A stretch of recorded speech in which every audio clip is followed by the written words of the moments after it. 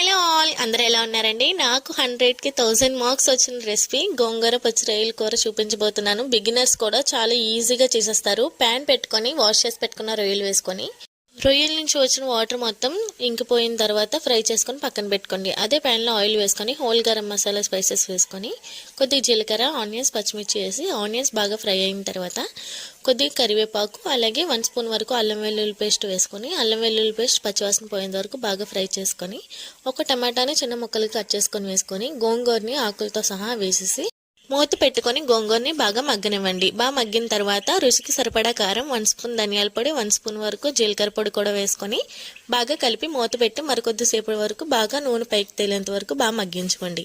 నూనె పైకి తేలిన తర్వాత 1 గ్లాస్ వరకు వాటర్, అలాగే చేసి పెట్టుకున్న రొయ్యలు కూడా వేసుకొని మూత పెట్టి దగ్గర పడేంత వరకు ఉడికించుకొని లాస్ట్లో కొద్దిగా గరం మసాలా, కొద్దిగా కొత్తిమీర వేసుకుంటే ఎంతో సింపుల్ అండ్ టేస్టీగా గోంగూర పచ్చి రొయ్యల కూర రెడీ.